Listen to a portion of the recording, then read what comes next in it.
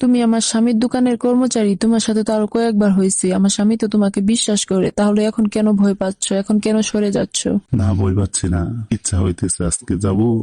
আমি তো বলি যে তুমি আসো, তুমি তো আসো না। তুমি বলো যে না, গেলে কি না কি হয়, আবার বড় সাহেব কি দেখেই ফেলে নাকি, এগুলা বলো। তুমি তো ভয় পাও, আমি কি ভয় পাই? বই পাবো না? আসলে আপনার সাথে দেখা করো এরকম জায়গায় ভালো না, জায়গাটা বেশি ভালো না, বুঝছেন? ওই জায়গাটা সমস্যা, ওই জায়গাটা চেঞ্জ করলে ভালো হইতো। চেঞ্জ করব বলছি তো, এই মাসটা যাক চেঞ্জ করবো, এই মাসটা তুমি একটু ম্যানেজ করে নাও না। আর তোমার সাথে তুমি যখন আসো আমি তো কোনো ভয়ই পাই না, তুমি আমার সামনে থাকলে আমার সব ভয় দূর হয়ে যায়, তখন আমার ভয়ের দিকে কোনো খেয়াল থাকে না, বুঝতে পারো না তুমি? না, আপনি মনে না করেন, কিন্তু আপনার নামে একটা সম্পর্ক হয়েছে, অনেক কিছু আপনার সাথে হইতেছে, আমার ভালোই লাগতেছে, কিন্তু ভয় লাগে, বুঝছেন? যে আপনার স্বামী সবকিছু জেনে ফেলে, তখন তো সমস্যা হবে। তুমি বললা না যে আমার স্বামী সবকিছু জেনে ফেললে সমস্যা হবে তোমার।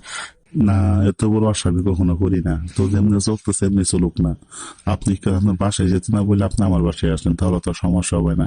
আর শুনেন, আপনার স্বামী ভাই আজকে দোকানে থাকবে না, চলে যাবে। আপনি এক কাজ করেন, দোকানে আসেন, দোকানে বেশি গোডাউন আছে না, ওইখানে কেউ থাকবে না, আপনি আসেন। আর আপনার দোকানে আসলে কেউ মাইন্ডও করবে না, কারণ হয়েছে আপনি সেই দোকানের মালিক, কেউ তো আর সন্দেহ করবেন, তাই না? তখন একটা কিছু হবে নি। আর আপনি বাসায় দিতে বললেন না আমারে।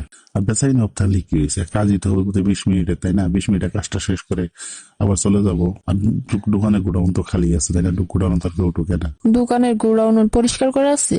হ্যাঁ, আপনি যদি আসেন গোডাউনটা, তাহলে পরিষ্কার করবো। ও, তুমি পরিষ্কার করো নাই, করবা কখন? আমি যাব কখন বলো? বিকালে তো যেতে পারবো না, বিকালে তো তুমি জানো কাজ, এই টাইমটাই আমি ফ্রি থাকি বিধায় আমি তোমাকে ডাকি। আর এই টাইমটা আমি সব সময় মনে করি ফ্রি থাকি, কোনো কাজ থাকে না, কিছু থাকে না, নিরাপত্তা থাকে বাসা, আমি তার জন্য তোমাকে ডাকি, তুমি তো আচ্ছা ভয় পাও। শোনেন, ডেলি ডেলি দোকানে বাসায় গেলে মানুষের বলা বলি করবে, আর আপনাদের মহল্লা তো কিরকমই জানেনি, ওই মহল্লাতে সমস্যা হবে। আপনি এক কাজ করেন, আপনি দোকানে আসেন, তা না হলে আপনি এক কাজ করেন, আপনার আমি মিলে একটা রুম নেই, সেই রুমে স্বামী স্ত্রী পরিচয় একটা রুম নেই, সেই রুমে মাঝে মাঝে আমরা যাই সময় কাটাবো, কোনো সমস্যা হবে না। তুমি ভালো আইডিয়া দিছো, কিন্তু হ্যাঁ, রুম নিবা কোথায় নিবা বলো? ভালো জায়গায় রুম নিবা, যে জায়গায় বেশি গ্যাদারিং হবে না, মানে জায়গা সেফ এখন থাকবে।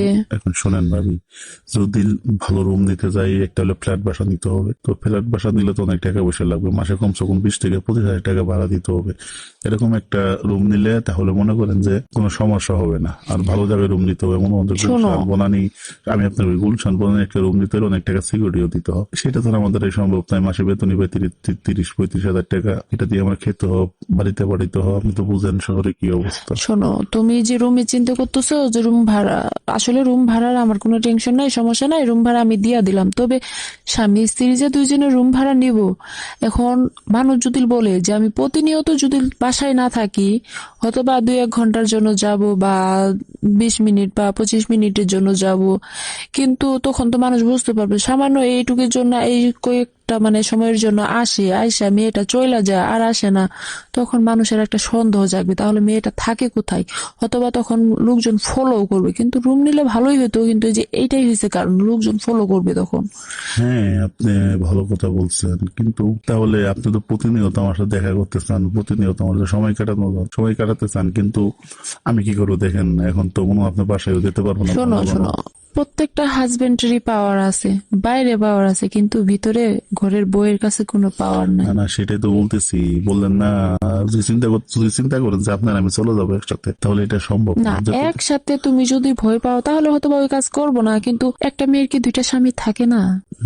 কিন্তু একটা কথা বলি আমি আপনার, যেভাবে চলতেছি এইভাবে চলি, অত তাড়াহুড়া বলার কিছু নাই, বুঝছেন? তুমি আমাকে ফোন দিতে মানা করো, তোমার সাথে কথা না বললে আমার ভালো লাগে না, তোমার মিষ্টি কণ্ঠ না শুনলে আমার ভালো লাগে না, তোমার একটু গলার আওয়াজ পাইলে আমার খুব শান্তি লাগে, তুমি এ, তো বুঝো আমার না। আমার বুঝি ভালো লাগে? তাহলে তুমি এই কথাটা কেমনে বলো বলো তো? ওই যে ভয় লাগে না, যে যদি ধরা খাইয়ে যায়, তুলা পাই আচ্ছা করে শোনো, রাজনীতি করে বিশাল বড় ভয় নেতা।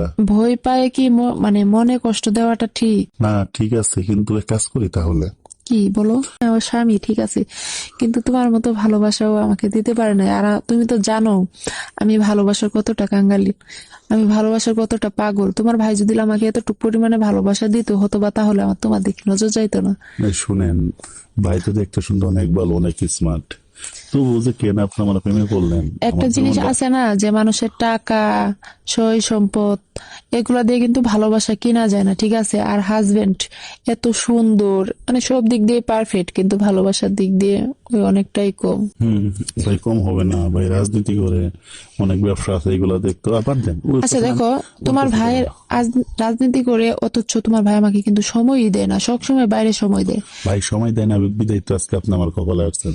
ভাই সময় দিলে কি আপনি আমার কপালে আসছে? তা হয়তো বা যাইতাম না, তার জন্যই তো যাওয়া। আমি যে ভালোবাসার পাগল, আর তুমি যে, তোমার ভালোবাসার মধ্যে আসলেও জাদু আছে। আপনার কথা বলে অনেক মিষ্টি জানেন, আপনার কথা বলে আমার কলিজা পুরো জোড়াই যায় জানেন। একটা দিন আপনার সাথে কথা না বলে পুরো দুনিয়া অন্ধকার হয়ে যায়। যে আপনার সাথে কথা বলতেছি না, মনে হয় দোকানে বেচা কিনা অনেক বেশি হবে, মনটাই ভালো থাকে।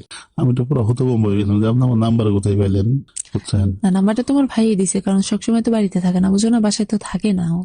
তো আজকে তো কালকে দেখা হয়েছে, আজকে সারাটা দিন গেলে দেখতে পারি নাই। তো আজকে যদি একটু দোকানে আসছেন আপনার একটু দেখতাম না? শোনো, তুমি আসো, তুমি এসে খানা খেয়ে যাও, আর আমাকে দেখাও যাও। আমি যাইতে দিব না, ভাই তো নাই, ভাই গেছে যে আমাদের ওই মার্কেটে, আপনাদের ওই মার্কেটে যে দোকান আছে না, সেই দোকানে গেছে। আর আরো কিছু মাল সামানা করা লাগবে, তো ওইগুলা নিয়ে ভাই অনেক ব্যস্ত। তো আজকে দোকান ছেড়ে তো যেতে পারবো না। আপনি এক কাজ করেন, খাবারটা নিয়ে আপনি দোকানে আসেন।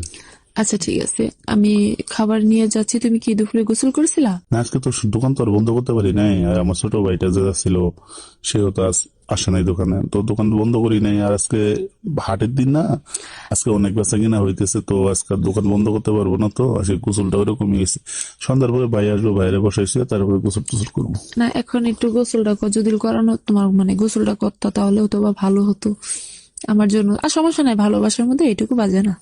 না, আপনার দোকানে আসলে তো বেশি গোডাউনটা খালি ছিল, হয়তো দেখা সাক্ষাৎ একটু আপনার শুয়ে দেখতে পারতাম, কথা বলতে পারতাম, কিন্তু দেখেন দোকান শুয়ে তো যেতেও পারবো না ওই পাশে। আচ্ছা সমস্যা নাই, ওটা সমস্যা নাই। আমি যখন যাব তুমি একটু আমার দিকে তাকাই থাকো, আমি একটু তোমার দিকে তাকাবো, আমার মনটা ভরে যাব, ঠিক আছে?